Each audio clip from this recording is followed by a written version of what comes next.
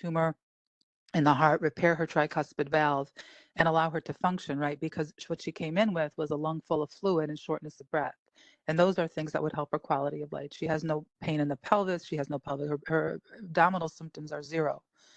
So it's really a palliative cardiothoracic procedure at this point.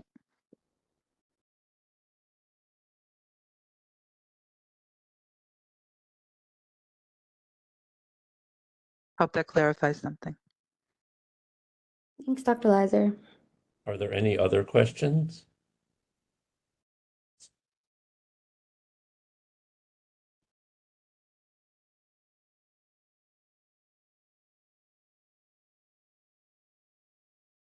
All right, well, we finished a couple minutes early, and if there are no more questions, then we'll all just take a little break.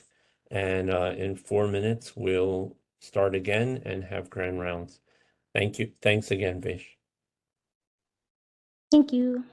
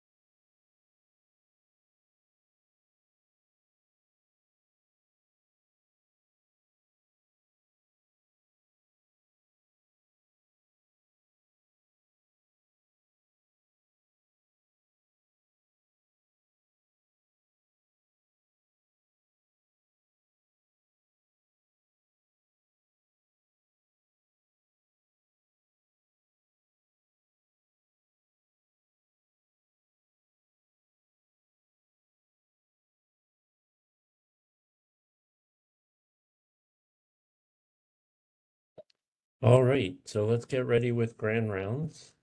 In just a minute, I'm going to ask Dr. Sweat-Patrick to introduce our grand round speaker. But in the meantime, just a word or two about attendance. We'll be taking attendance of the WebEx using the participants list at 8:10. If your name is listed clearly, then you'll get full credit for attendance. The CME code will be distributed via the email system. And with that, Dr. Patrick, are you ready to introduce our speaker? Yes, I am. Can you hear me? Yes, loud and clear. Excellent. Well, I really am so pleased this morning to introduce our Grand Round speaker, Dr. Ann Kellams, to our program. She's incredibly qualified to speak to us today on the topic of what every obstetrician needs to know about lactation. Dr. Kellams is coming to us this morning from my residency alma mater, the University of Virginia, go Hoos, where she is the Vice Chair of Clinical Affairs for the Department of Pediatrics and the Breastfeeding Medicine Program Director. Outside of her work at UVA, she's also the immediate past president of the Academy of Breastfeeding Medicine. Dr. Kellams has contributed to the literature in the topics of both infant feeding and safe sleep, among others, and has been involved in multiple community organizations, both on the local and national levels.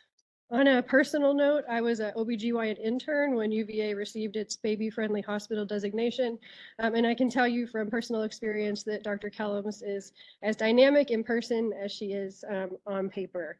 And wearing my hat is our director of performance improvement here at our institution, where we're working hard to improve our breastfeeding rates. I know that we can all learn a lot from her talk today. So thank you so much for coming, Dr. Kellams, and we're looking forward to your lecture. Thank you so much, Haley, for having me, and it's great to see you again. Can you all hear me and see my slides? Yes, we do. Okay, let's get started. Okay, so by way of disclosures, I do not accept funding from the makers of breast milk or formula, for that matter. And I will say that I've been in pediatrics now since 1998, and I thought I was prepared to help breastfeeding mothers and myself. I thought I knew what I was doing just from based on my training. And then it turns out that wasn't true. In 2007, I got my IBCLC, so I became an internationally board certified lactation consultant. This past year, I'm among the first class of physicians with the North American Board of Breastfeeding and Lactation Medicine certification. But really, it was 2010-ish that I think I finally got good at supporting breastfeeding families. So I'm talking to you basically to tell you all the things I wish I had known when I started my practice. So we're going to talk a little bit about why breastfeeding is important so you can have those conversations with families, the recommendations, how we talk about it and how much that really matters, what the current rates are, and then strategies to support families. So this is an interesting study that I like to start with because it kind of frames us in terms of where most healthcare providers are in terms of thinking about breastfeeding. And 10 or so years ago, I would include myself in this. This was a qualitative study of 53 healthcare professionals who work in the perinatal time period with families. And there were several emerging themes. One is that they felt like they were often lacking the most current knowledge. And in this category for myself, I put that it's not just nutrition. We're not talking Coke, Pepsi, but it's also protection and prevention. So it's not just a nice thing to do, it's an important public health thing to do. They identified gaps between knowledge of benefits and actual practice. So I wasn't taught this, or what I taught was wrong. Identified lack of assessment and therapeutic skills. And again, these are healthcare professionals talking about themselves and wondering, how can I really tell if it's going well? It feels like a black box. And then how healthcare providers can make a difference. So a lot of people said, I know it's important, but what can I do about it? So hopefully we're going to cover all of these things and you're going to feel more comfortable and not have to wait decades like I did. So here's some scenarios, again, to sort of frame us. The parent replies formula when asked how they plan to feed, or they want to breastfeed, but they're worried they're not making enough milk, or the baby is admitted to the NICU and really worried about how can I establish supply? I don't feel like I'm making milk yet. Or they're worried about pain and discomfort or just not being able to do it, not feeling empowered or even capable of doing it. So hopefully, as obstetricians, this sounds familiar to you. So just a reminder that mammals are born to breastfeed. Um, this picture at the bottom of the elephant I took myself. I'm really proud. And this was in China. And we walked up to the elephant display, or whatever you call it. And my family that was with me said, "Oh my gosh, she's breastfeeding, she's breastfeeding." And as Mama was breastfeeding, Dad reached over and picked up some food for her and fed the mama while she was breastfeeding. So just a reminder that it does take a village and we do need support. And this doesn't fall on the individual mama. Like, we all need to be changing what we're doing in order to help them be successful. Here's our goal: is happy breastfeeding dyads with healthy babies and mamas who are thriving. Put it that way. If you haven't seen a video of the breast crawl before, I'm not going to show it now, but I will say at about minute 3 of this link, and hopefully you will get these slides sent out to you after, which you have my permission to do. This is a baby who was just born, and the only instructions for mom were to leave baby on the chest and just see what baby does. And it's been shown that on an average of 52 minutes, that infants who are not sedated by intrapartum medications will find on average the breasts themselves in 52 minutes. Now, in our Western society, culture of convenience, et cetera, we're generally, for every feeding, not laying back and let the baby do their thing, but just to know they are born to know how to do this. That's a reminder that if you see a family that is distressed and latch is not going well, whether this is hospital or home, remind them to recline, put baby skin to skin on their chest with just diaper on and baby's belly all the way against mama, and just snuggle there and watch the baby. And sometimes that's the only intervention needed to help them establish breastfeeding. Now I'm going to talk about the why. This is my daughter, who is now 24, but at the time was 4.5 when her baby brother was born. I was breastfeeding him at the little tiny kids table that we had in our kitchen, to try to distract the kids while I made dinner.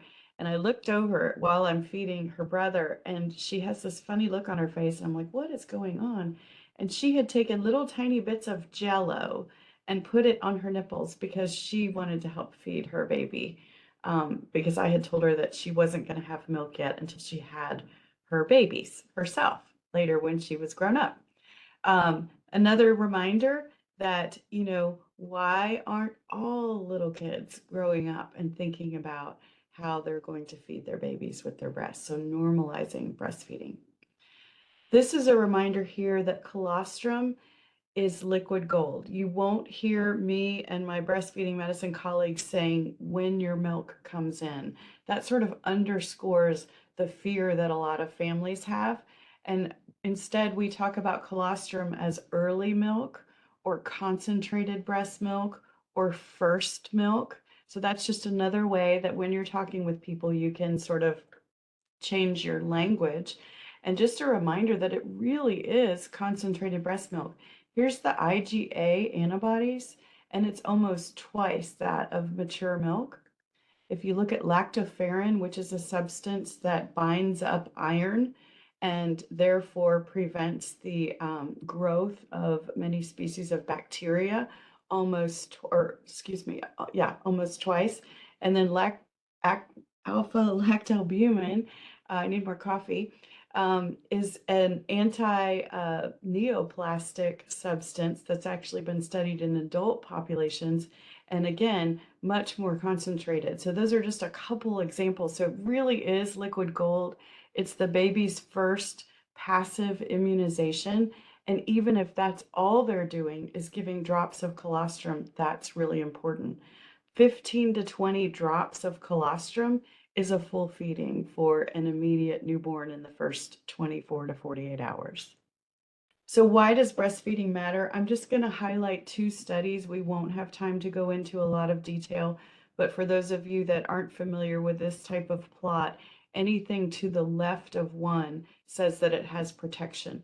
This is from the ARC report in 2007, and it was the first comprehensive meta-analysis looking at outcomes only in developed countries. And these are infant outcomes. So GI infections, you can see protection. Asthma with a family history actually had more protection than without a family history. Childhood obesity is here. Cardiovascular disease was on the right side and crossed the line, so they weren't able to show protection based on infant outcomes. So this would be much later in life, and as you can imagine, many more confounders when you get out to here. This is type 1 and type 2 diabetes. So meaning that the way you feed as an infant changes your risk, depending on which feeding method you had, of developing type 1 and type 2 diabetes later in life. Similarly, leukemia, and this is sudden infant death syndrome. So that was 2007. At that time, someone very high up in the CDC said the debate is over. And then we go here. This is from a very large meta-analysis, the Lancet. So they basically did the same thing, like looking at developed countries. This was in 2016. I have only included in this table the results that were statistically significant, and I've also included the confidence intervals so you can see. But this is mortality due to infectious disease up to 2 years of age, diarrhea incidence and hospitalization, lower risk of respiratory infections and hospitalizations, acute otitis media only up to age 2, allergic rhinitis in the early childhood years, asthma in the childhood years, so school age years. Dental malocclusion was added to this, and when you drink from a bottle, your mouth is very closed and you can kind of suck like you see in the cartoons, versus breastfeeding where your mouth is open as wide as a yawn. And it turns out if you use your jaw the way it's intended to in the early years, you're less likely to have severe over or underbite requiring braces and orthodontic intervention. Here's overweight or obesity, childhood to adult. Type 2 diabetes again was confirmed, and intelligence. There are multiple studies showing that babies who are fed breast milk versus formula have higher IQs. Now, you can't walk down the street and say, oh, you're 3.44 IQ points higher. But what's important about this from the public health level is if you think about the bell-shaped curve of IQs for a population, and you can shift that 3.44 points, that can make a significant difference in a lot of people's lives. We especially know that for premature or sick infants, breastfeeding is particularly important. Feeding tolerance, fewer nosocomial infections, lower risk of neck, lower incidence of chronic lung disease or BPD, decreased incidence of retinopathy of prematurity, less likely to be rehospitalized, and improved developmental and neurological outcomes. This is important because this is a population where, unlike with the term population, we can't really do an RCT with, okay, now you need to breastfeed and we're going to formula feed your baby and you can't breastfeed. It's not ethical, especially with the amount of information we have. In the NICU, however, we have the opportunity oftentimes to control every drop of everything that's going into that baby. And so some very tight RCTs showing these tremendous outcomes. And I remind families when you have a 35-weeker, for example, it's not like at 34 and 6/7 that these protections turn off. It's just that they may be a little bit less relevant, or the risk, the inherent risk is lower. Just a reminder about how the IgA gets into the system. And the point I want to make here is that it's whatever mom or the lactating parent is exposed to is what those antibodies are then against, which then goes into baby through the breast milk, So this is a Like that was part of the law. personalized, Fine, like environmentally specific in the house. medicine or intervention for the baby. There's a number of proteins, No, and because of her lungs, mostly like her whey breathing. proteins. I was I like, guess hold everyone on, I'm just gonna needs use your to debit card. mute. Alpha-lactalbumin I already mentioned. There's lactoferrin I already mentioned. Lysozyme, which protects against enterobacteria and gram-positive bacteria, is a substance in breast milk. There's also these really cool things called HMOs, or human milk oligosaccharides.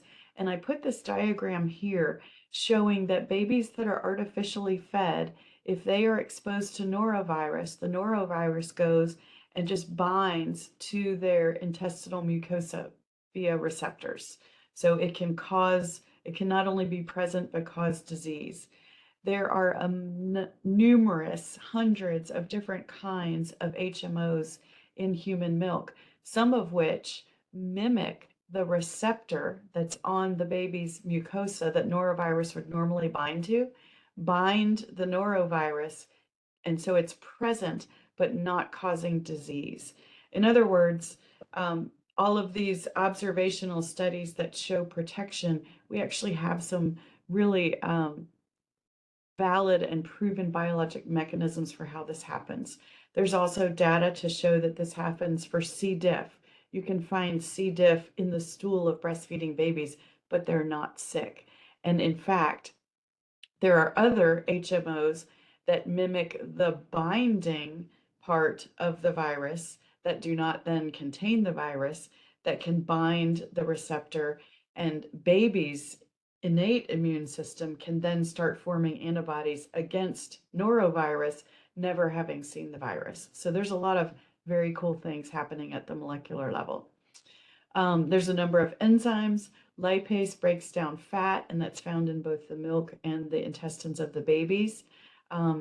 It is deactivated by pasteurization, but not by freezing. So it's one of the reasons why we like for fresh mother's milk as much as possible, particularly for the NICU population. There's also leptin, and there's studies to show that babies are more likely to be good self-regulators of intake if they are breastfed versus fed either formula or breast milk in a bottle. There's also growth hormones and factors, again, specific to humans versus bovine in the most common infant formulas. There's epidermal growth factor, human milk growth factors, several kinds, insulin-like growth factor, I'm sure you've heard of, and then also thyroxine and thyrotropin releasing hormone. This is a visual from a National WIC Association, and it just shows these are the things in formula, and you can see very equivalent to breast milk in this, as close as we can get in that way. This is nutrition and volume, right? And then these are all kinds of protections which we cannot put in a can. So this is another visual, and I'll just say here, antibodies specific to their shared environment, oligosaccharides that I mentioned, and not just GI pathogens, but also H. flu, strep pneumonia, some of the respiratory pathogens, glycoproteins that prevent the binding of pathogens. I mentioned norovirus and C. diff, also E. coli and rotavirus. There's anti-inflammatory components. So for those of you who have gone to medical school more recently than I have, you learned about T1 and T2 and how those either make you inflamed and reactive to antigens versus tolerant and anti-inflamed. And breastfeeding is more likely to make you tolerant rather than sensitized and inflamed. Lactoferrin, we've mentioned. I also want to mention, because I'm talking to you all today, about maternal health outcomes. And again, this is tiny, but just so you know that anything to the left of one shows protection, and the top three say BC, which is breast cancer, and the bottom three say OC, which is ovarian cancer. So there is protection for lactating individuals, and it is dose dependent. This is from the 2007 ARC report, and then it was repeated in 2018 by ARC with this comparative effectiveness review, and they confirmed breast cancer and ovarian cancer and added maternal protections of hypertension and type 2 diabetes. In fact, there's evidence that pregnant individuals who have gestational diabetes, if they breastfeed, are less likely to go on to develop type 2 diabetes. It's also cost effective, and this is there's numerous cost effectiveness analysis by the same team. Melissa Bartik is in Boston working with a health economist, but the bottom line is they estimated just for infant costs a savings of $13 billion if you use the 2007 health outcomes and the current healthcare dollars. So we think there's benefit there. And then maternal disease burden cost, again, the same team, Allison Stubbe, who's a maternal fetal medicine physician, was the lead author on this one. And they estimated that the current breastfeeding rates result in 5,000 more cases of breast cancer every year, 54,000 cases of maternal hypertension, 14,000 of MIs, and that we would again save $17 billion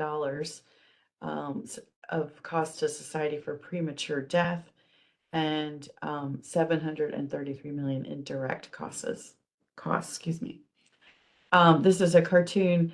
Before we talk about the recommendations that babies waking up in the middle of the night, this guy comes in to help and says, "Not you, the one with the breasts." 2011 Surgeon General's call to action. So this was really exciting that the very first female Surgeon General, who I'm guessing the Surgeon General has access to a lot of public health data. That's a guess, but I think it's true, right? Her very first call to action was to support breastfeeding. And within that document, you can still Google it and read it because it's fantastic and talks about every dimension of the village, the community, the healthcare, the society, and things that need to happen. But related to our work, fully support breastfeeding, skilled support for lactation. And I put an asterisk by that because I admit myself that the training that I had, even though it was an interest of mine and it's the field that I was working in, was not adequate. Basic breastfeeding support as standard of care, access to IBCLCs, that means professional lactation and breastfeeding help, and then donor banked milk for fragile infants. The other thing it included, and you all are doing this today, is education and training for all of us. Little reminder about the recommendations, and they recently changed. Exclusive breast milk feeding for all infants for about 6 months, and that's unless there's a specific contraindication, or it's not possible, which we will go into that a little bit later, but that means that essentially just about everyone can do this. There may be 5 to 10% of the population that has the need for some supplementation, but it's much, much fewer than the rates that we actually see. And I'll show you that in a minute. But all of these organizations, and this includes ACOG, the Joint Commission, World Health Organization, American Dietetic Association, CDC, the AAP, AAFP, all recommend only breast milk for about the first 6 months, and then continued, and this changed. WHO for decades has said 2 years. The AAP in 2022 said up to 2 years and beyond, as long as mutually desired. If you look at anthropologic data, and if you look at global worldwide data, it really points to in previous generations, not modern times, but probably a weaning age closer to 3 to 4 years of age. So just to put that in perspective, because that is certainly not our societal norm today. Your own organization said that we should develop and maintain knowledge and skills in anticipatory guidance, physical assessment, and support for normal breastfeeding physiology management and management of common complications. Encouraged women to breastfeed and support each woman's right to breastfeed. This is important because my own experience, and when I query new families now, it's still happening, is that in the prenatal clinics, they're asked, how do you plan to feed your baby? Again, like it's a Coke Pepsi decision, and nobody has said they recommend breastfeeding. And I'm going to show you on a next couple of slides why that's important. They also say that we should support each woman's informed decision about whether or not to continue. So this doesn't mean you have to, or you're terrible if you do. It means, hey, did you know that we recommend breastfeeding for up to 2 years and just your milk for the first 6 months? And then what have you heard about breastfeeding, and how can I help support you in making the best decision for your family? So a lot of it is just language. And then they support ACOG, your organization supports the 10 steps to successful breastfeeding. So I think when Haley is talking about quality improvement in your hospital, this is going to have a lot of relevance there. They also, when the AAP put out their update for the 2 years or more, as long as mutually desired, your own organization put out a practice advisory saying the same thing. This is a SNL cartoon where it says, who cares if kids are looking at boobs? Boobs feed babies, all right? And then she says, I turned on CSI the other night and there's I can barely see it, a dead guy with a worm in his eye, but we can't look at the tops of boobs. So dumb, America. So that was just to say that breastfeeding in public and the fear of being seen and all these different covers and mom or people feeding in bathrooms, those kinds of things are just another barrier that we have to deal with.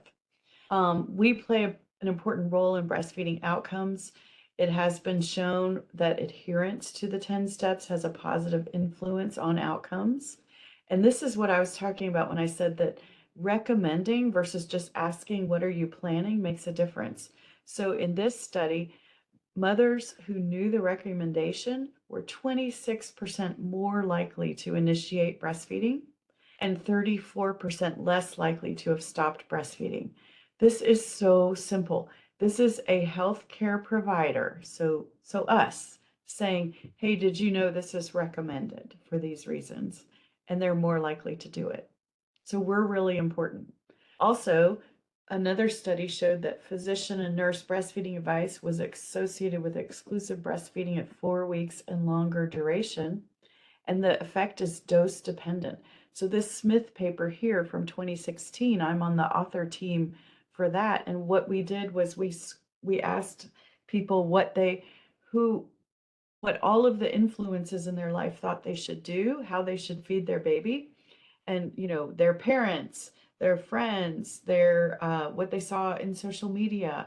What about the nurses? What about the doctors? And they got scores for each of those categories.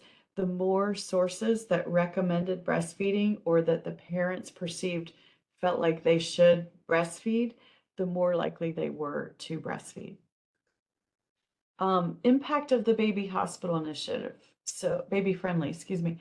So again, a comparative effectiveness report from ARC. They reviewed 128 studies and 10 systematic reviews. And based on the evidence from one large RCT, and I'll explain that to you in a minute, and 9 cohort studies, they said that the Baby Friendly Hospital Initiative as moderate for improving breastfeeding rates and duration. And moderate is actually really good, especially for something that has mostly observational data. And then also demonstrated that it improves breastfeeding initiation, particularly in families with low socioeconomic status. So the PROBIT study is probably the closest to an RCT you're going to get. And this is from some time ago. This is a 2001 publication in JAMA. This is Mike Kramer and his team went to the country of Belarus that had, for whom the breastfeeding rates had significantly dropped, and they randomized hospitals that were matched with similar geography and socioeconomic status and demographics. And they randomized hospitals within those matches to either implement the 10 steps or not. And you can see, and this is what I want you to visualize here. So the intervention is this solid line, even out to a year. Here's 360 days. The people were still breastfeeding longer if they were exposed within the hospital in the first couple days after birth to the 10 steps. So this is just like, I want you to feel really empowered that the way we talk about and support families in the hospital sets them on a trajectory. You either get this going successfully and you can keep it going, or you don't, and they need our help. So in the 1990s in the United States, and I'll just say we got to our lowest breastfeeding rates in the late 70s, early 80s, where it was 22% initiation. 1 in 5 even tried breastfeeding. So if you trained before me and I trained in the early 90s, you were training at a time potentially when hardly anyone was breastfeeding and just about everyone was using formula. But then we discovered, wait a second, as we started getting more and more data, this has gone beyond lifestyle choice to now this is a public health priority. And we don't want to just say, hey, it's really important, you should do it. We need to own supporting it. We need to own the way we're counseling families, the way we're caring for families, the resources that are available to them after they leave the hospital. They need our support. So this isn't just an individual family recommendation. This is our environment, our policy changes. It's not just the mother's responsibility. And I think we wronged people in the early 90s by saying, you should do this. And none of our systems were set up to help them. And there were some breastfeeding, or what we call lactastrophes, where people thought they should be breastfeeding. Nobody was assessing it. Nobody was weighing it. When I trained, if you had breastfed a baby before, we said, we'll see you in 2 weeks when you left the hospital. 1 week if you hadn't, but a lot can go wrong in those first few days. Now we have shared accountability. We're like, hey, this is important. And just like any other biologic process, something can go wrong. So we need to be, checking, following along, giving them the support they need, monitoring through that first week or so to make sure things are going well and catching the ones that need extra help, right? So it's on us. And the other thing I will say is that this 2012 is when the AAP made and put in writing that this is an important health decision, not just a lifestyle choice, and that this isn't a luxury anymore. So professional and excellent lactation and breastfeeding support shouldn't be if the hospital can afford it or if there's time or whatever. This should be an essential part of routine care. This is my friend's daughter, Natalie, who was born with an extra 21 chromosome. And apparently she's had triplets, and she knows that breastfeeding is so important that she's feeding all of her babies here. So this is how we're doing in the United States. This is the most recent CDC breastfeeding report card that came out in 2022. And it's data from 2019 because there's always a lag, right, from when they collect the data to when they release it. But you can see that we're up way over 80% initiation. So more than 3/4 of your patients are going to come in wanting to do this. They know it's important and they want to do it. But look how steeply any breastfeeding, and in particular exclusive breastfeeding to 6 months, which is the recommendation, declines. The red arrows are the AAP recommendations, and this is where we are in the United States. What the CDC concluded based on this data is that it suggests that they may not be getting the support they need from healthcare providers, which is us, family members, employers, to meet their breastfeeding goals. So again, now We are all need to own this as a public health problem, and we need to think about what we're doing and change perhaps our routines of care.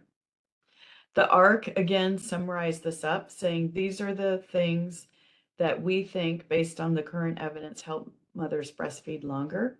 Baby-friendly hospital initiative, which is the 10 steps. Home visiting plus healthcare staff education. We're doing that here. And then some peer support programs within the WIC program, because we know there are racial, ethnic, and also socioeconomic and education level disparities. So WIC serves families with low income, and they have some of the lowest rates of breastfeeding in this country.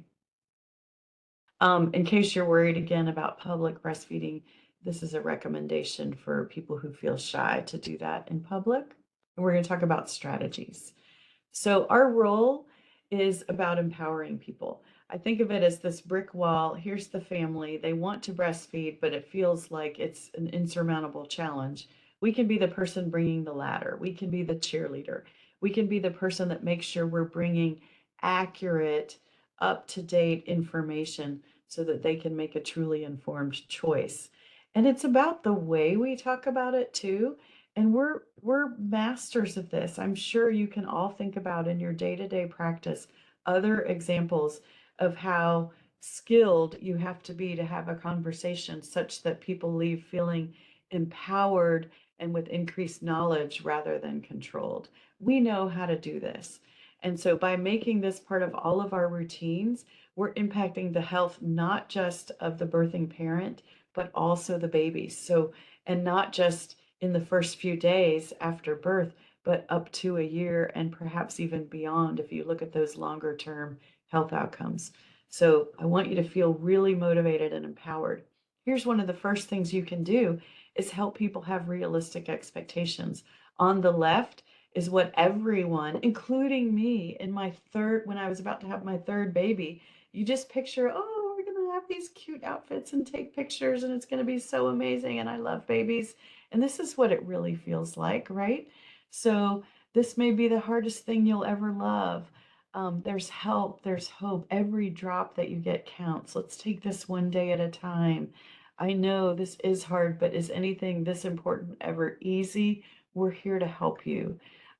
You've got this. We're right here for you. Keep your eye on the prize. Sometimes when they're crying and upset, which just comes with being postpartum, saying like, okay, before all of this mess, what was your goal? Because I want to know that, because I want to help you reach your goal. I'm sure you've heard of Fed is Best. It's an organization that receives funding, by the way, from formula corporations in the form of pro bono work and support from attorneys and all kinds of things. But I don't say breast is best and I don't say fed is best. I really like this from nativemothering.com, where they say what is best is being informed about normal behavior and infant feeding, knowing what the red flags are and knowing how to get help if you're having trouble, having support system to help you make informed decisions and encourage you in your parenting journey. Fed is really the minimum. Nutrition and protection is what we want, or what the end game is. And so those are the kinds of language I use when I'm talking to families that are kind of saying that. And they're often saying it not knowing that it's part of this bigger movement, I guess, or where the funding comes from or where the support comes from. And it resonates. But I would say fed is the minimum, or being well fed is best. And I'll describe later what that means. Any of you, I'm sure everyone would raise their hands, myself included, that I don't want to be supporting people with breastfeeding and making them feel bad. This is one of the organizations that really, really helped me. And I put the website here. It's called Best for Babes. It's a nonprofit, and their mission is dedicated to changing the perception of breastfeeding, helping people beat the booby traps. And unfortunately, healthcare practices, or traditional healthcare practices, are one of the booby traps. but they say that all mothers deserve to make a truly informed feeding decision and deserve to not be undermined by cultural and institutional barriers in achieving their personal breastfeeding goals. So my goal is that every family I work with feels comfortable with their feeding plan and has the support they need to achieve it. We are not saying that formula is bad. In fact, I am the first one when we recognize that breastfeeding is not going well to suggest how we need to start formula and suggest how we need to do it in a way that will help them get back to breastfeeding once the acute crisis has been averted. Also, another strategy would be thinking about our own biases. This is an ad for formula that you can see. It looks like a breastfeeding mother, closer to breast milk, closer to what's really important. These statements are very unregulated in this country. And we know from studies that personal breastfeeding behavior of us is associated with our degree of advocacy. When are we supposed to or allowed or should do that when we're counseling patients? We need to counsel patients not on our own personal experience. And I bet, and I'm one of them, that many of us personal breastfeeding experiences were not great because we did not have the knowledge, the support systems, the 10 steps in place to help this be successful. So we need to get past that, say that we've learned more now, and really go with what's being recommended by all of the largest scientific healthcare organizations that we have. We know that there was a study looking at nurses who had babies on the units where they worked, and they reported receiving less breastfeeding support than they needed. I thought that was very telling. And then I mentioned marketing. This is another example of marketing. I don't know how it is for ACOG, but I can tell you that AAP and pediatric academic societies accept all kinds of money from the formula companies, and it is a form of brainwashing. They support the mid-career neonatology workshop. Imagine that. The section on neonatal perinatal medicine, pediatric trainees. Let's be their best friends. When I was a resident, and again, this is early 90s, the formula companies, we were on a first name basis with the reps. They gave us some of our noon conferences, if you can imagine that. Not MDs, not PhDs, but that's who gave me talks on how to feed babies. All kinds of things going on like that that could be putting biases in our heads.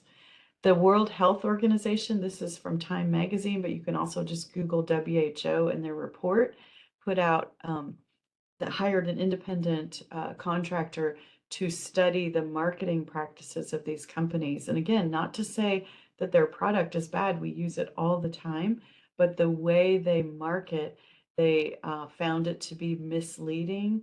They used words in the report like pervasive, predatory, and that was both for the lay public and also for the medical community. So I encourage you to look at that. Another thing you can be thinking about is this is really interesting data that's national from the US Infant Feeding Practices Survey 2. And this was just for women, looking at women who wanted to breastfeed, but then by 2 weeks had already stopped. And the most common reasons were latch pain, problems with milk flow, poor weight gain. Those are all things that are preventable. Try not to make any assumptions. This is a woman who delivered, had a term baby that she bottle fed, and this is that baby bottle feeding tattooed on her arm. When she had a premature baby, our team said, hey, did you know there's special reasons that preemies really benefit from breast milk, et cetera, et cetera. She hadn't thought about breastfeeding. She tried it. She left the hospital breastfeeding. And I think a lot of places would have said, how do you plan to feed? Oh, I plan to formula feed. Okay. And then just given her the bottles, right? So how we talk about it makes a big difference. Motivational interviewing techniques. This is just a reminder, again, with normalizing breastfeeding, that it's a part of the reproductive life cycle. You all know this. This is a reminder here that there are two things that set off lactogenesis 2, which is the making of ounces of milk. One of them is the rapid fall in progesterone immediately after the delivery of the placenta, and the other is signaling. And you can see that with signaling, the highest prolactin levels you're going to get are within the first hours and days after having the baby. So for you all as obstetricians, if you know that that baby is going to be separated from that breastfeeding or hopefully lactating parent, getting them pumping right away is going to help decrease their anxiety, is going to give them the most highest prolactin levels you will get, and is going to help set them up for success for a full milk supply. And you can see that, prolactin actually spikes, but this is sort of the overall median levels. You can see that even signaling out here is going to give you less prolactin each time and makes it even harder to catch up.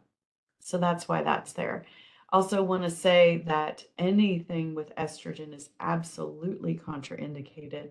And if you have the opportunity, and I realize there's sometimes with birth control that you need to start it sooner for whatever reasons, personal discussion with, the clinician and that family. But if you can avoid it in the first couple of days at least, we would recommend holding off on any hormonal contraception if it's possible. Also remembering that having diabetes or insulin resistance or a history of PCOS or getting tons of IV fluids before or inadequate or infrequent emptying of the breast right after delivery can also delay the onset.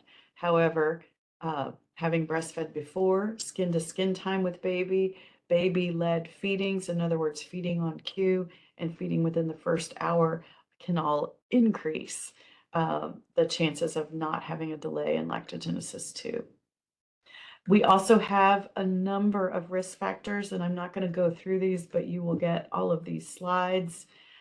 So in other words, we can identify who might have trouble. And if you all start routinely doing this during pregnancy and setting those people up with a lactation consult antenatally, this will make a big difference in success and in the patient's own advocacy for themselves when they're in the hospital. So ask about all of these and refer. I'm trying to go quickly here. If they have risk factors, skin to skin, hand expression, don't miss any opportunities to signal. Every time the baby's hungry, keep the baby with you. Consider pumping or hand expressing, making sure the latch is comfortable. And we won't get into that so much today, but I do want you to know that nipple pain or compression or rubbing or blistering or bruising or bleeding is not normal, and it is so easy to fix. So please don't tell moms to push through it or that it will get better. We can help them in the moment make that better. I do want this to be burned on your brain. I mentioned that not making enough milk is very, very, very uncommon, but this would be somebody who would be at extreme risk of not making enough milk. This is insufficient glandular tissue or mammary hypoplasia. You can see widely spaced, sort of triangular. You can see indentation here, inversion rather than sort of that eversion going back to the chest wall. This is insufficient glandular tissue. I have had 3 families in my career since starting the breastfeeding medicine program in 2011 that came in because they were worried about milk supply, which, as you can imagine, is a very, very, very common concern, that had breasts that looked like this, and no one had said a word to them prior to that appointment. So this is the family that I'd be talking about. Let's see what your body can do. Let's not miss a chance to signal. And also, there's a good chance based on your anatomy that you might not be able to make 100% of what your baby's taking. But even if you're making drops or colostrum, that's really important. You can still have the experience of breastfeeding. You can still offer the breast for comfort suckling. That's a family that needs a lot of help prenatally to get prepared. Talked about the power hour. This is just data showing that babies that go immediately skin to skin are more likely to be breastfeeding at hospital discharge. This is from randomized controlled trials, more likely to desire the same delivery experience. This is talking about what I said, that nipple pain, compression, damage, trauma is not normal, and we can fix it. And the fix, basically, if you're interested, is getting the nipple up to the roof of the baby's mouth and getting the tongue such that when it moves, it hits the areola and the base of the nipple and not the nipple itself. Think of the nipple as having 14 straws in it, and that should not be pinched or compressed, or else baby's trying to suck through a collapsed cocktail straw. This is showing the hard, soft palate junction. This is where the mom's nipple is, and the piston action of the tongue needs to be right here, not anywhere here. Nipples shouldn't look misshapen when they come off. This is a reminder about the downward spiral. I'm worried I'm not making enough. Then I give a bottle. Then the baby's full. Then they don't eat as well. Then they might not nurse as well. Then I don't get as much signal. Then I don't make as much milk. We've got to stop this. Every time we've looked at it at UVA, 75% of the formula we use on the maternity unit and postpartum is not medically indicated. We've got to break this cycle. Medications in mother's milk. Most medications are fine. Please don't tell a mom to not breastfeed unless you have talked to a lactation professional. And also, I recommend this app, Infant Risk Center, which is fabulous. And then I've included some slides that I won't talk about the Academy of Breastfeeding Medicine's suggestions for making your practice environment breastfeeding friendly. The ABM has a number of protocols. These are just some of the topics that are evidence-based, that are free online for you name it, any subject you can think of. They are excellent, and we're very proud. Other resources I've included. Also wanted you to know about Dr. Milk for yourselves and your colleagues who might be having babies. 40,000 members, online Facebook group, all physicians. You have to be a physician to be a member, and very good evidence-based advice. It is moderated very heavily, and anything that does not evidence-based is removed and responded to. So in summary, and then I'll hopefully have time for a question or two, we need to educate ourselves. We need to recommend breastfeeding as the optimum source, not just of nutrition, but protection. We need to make sure that everyone has all the information they need. So meet them where they are, find out what they know before so they can make an informed choice. Help them with realistic expectations. Make sure we're providing evidence-based care practices on the maternity unit. Reassure them that you're going to follow along to make sure everything's safe. That's probably me following along, but that someone will, and they will have frequent follow-up.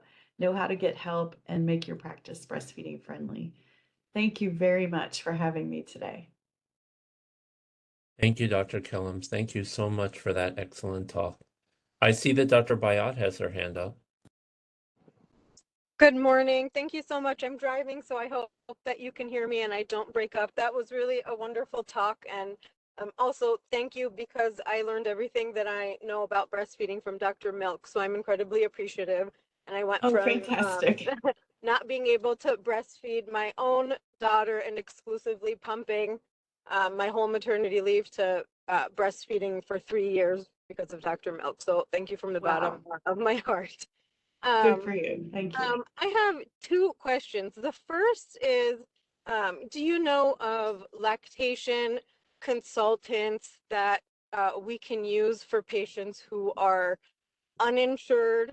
We have a lot of undocumented, uninsured patients, and I'm just trying to figure out how we might be able to get them breastfeeding support. I don't know if there are programs through WIC where they might be able to access that or not. And then the second question I have is, when you incorporate breastfeeding medicine into your own practice as a pediatrician, with respect to reimbursement and things like that, do you feel like you're able to make it work from a financial perspective in your own practice? Okay, great questions, and I'll answer them quickly in case there's other questions. So from the low income support, what I would do is every state has a WIC breastfeeding coordinator. So I would find out who that is and ask them that very question, and they're going to be your best source for low income families getting help. I will also say that 1-800-LA-LECHE is a peer to peer breastfeeding support network. And any mom, anytime can call 1-800-LA-LECHE League, and it will hook them up to the peer representative or leader in their community. It is free of charge. So those are two things that I would suggest for that. And then with regard to reimbursement, it is not that we don't get reimbursed.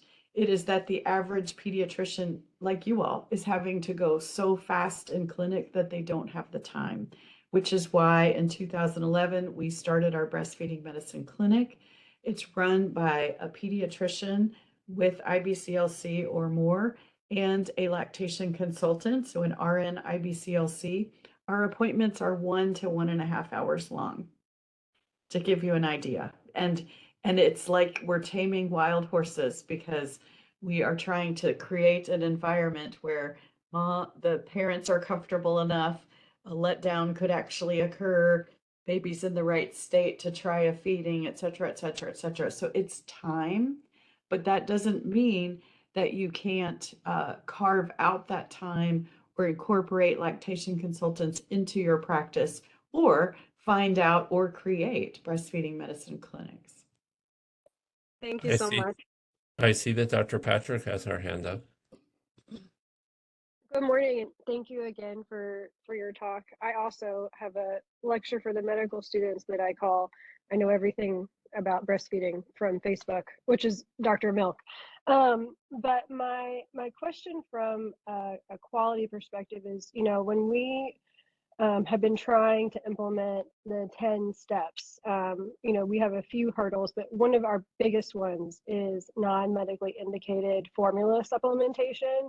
And we've just had a really hard time getting that under control. And so I'm curious if you have any tips for us in that arena or things that you all have done at UVA that have worked to help in that particular intervention. Okay, good question. First, Haley, I'll tell you that we're at the lowest right now that we have been since our designation. And I attribute it to many things. One is we lost a lot of ground during COVID when there weren't support people in the hospital with the birthing parent, and when we lost a lot of our most experienced staff, and babies and mothers were separated because of fear if the mom had a fever and all of that. And we have a whole bunch of new staff who have not gone through all of this training and have this experience. So don't feel badly if you're struggling a little bit right now. The other way I think about it is all of the 10 steps are to address step 6, which is that not medically indicated formula. So the only way to get there is awesome staff education and training, knowing how to troubleshoot these common problems, knowing how to have that conversation with the family where it's not guilt inducing, but rather it's informational and respectful, and keeping in mind that, you know, 80+% of the families want to breastfeed. And so before they start formula, are they having a conversation, not, oh, breast is best? Because when you're worried in the middle of the night, your baby's starving, saying you should really breastfeed because they're less likely to get diabetes later. It makes no sense at all. What you need to be saying in that moment is, tell me what you're worried about. What's he doing that's making you feel like he's not getting enough? Oh, I see. Okay, well, for me, I look at his weight and I'm looking at his output and I'm looking at, you know, I'm doing his physical exam and he's not dehydrated. And actually, did you know that I don't even expect you to feel full or have ounces of milk until a day or two from now? Like for me, everything's going great. Why don't we look at this every 6 or 12 hours and see? So having those conversations and giving information. And the other thing I will say, if you can figure it out, I don't have a good way to do this yet because it takes time, but prenatal education. If they come in expecting that their breasts will feel normal until day 3 to 4, if they come in expecting that we try to avoid using formula when it's not medically necessary because it can actually hurt your chances of breastfeeding. And you're telling me you want to breastfeed. If we can do that and they come in with that knowledge, we'll go a long way. Thank you so much, Dr. Kellams, for this excellent talk and for the enthusiasm that you bring to this topic. We really appreciate it. Thanks for having me. All right, so with that, we have to end. I hope everyone has a safe and successful day. Thank you.